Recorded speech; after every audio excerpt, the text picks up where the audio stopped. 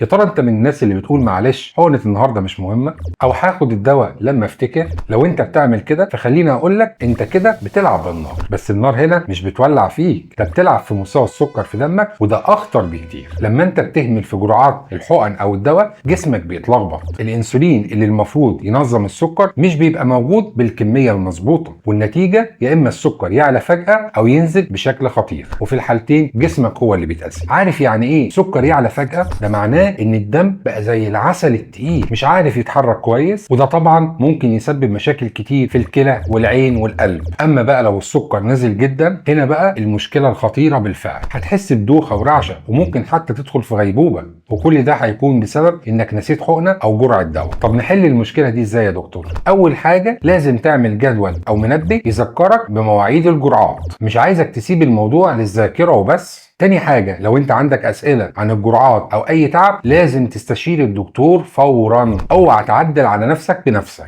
رقم 3 واهم حاجة، افتكر دايما انك ماشي في طريق طويل مع السكر، والنظام هو المفتاح. انا حاسس بيك وعارف الموضوع ممكن يبقى مرهق، بس خليني اسألك، صحتك تستاهل التعب ده ولا لا؟ كل حقنة وكل جرعة دواء تأكد ان هي خطوة جديدة علشان تحافظ بيها على جسمك وتعيش حياتك بأحلى شكل ممكن. السكر مش مجرد رقم على جهاز القياس، ده اسلوب حياة. دكتور سكر بيقولك خد بالك من نفسك وانتظم في جرعاتك، لان جسمك محتاجك تكون دايما في احسن حال. ما تنسوش تتابعوا حلقاتنا اللي فاتت واستنونا في اللي جاي.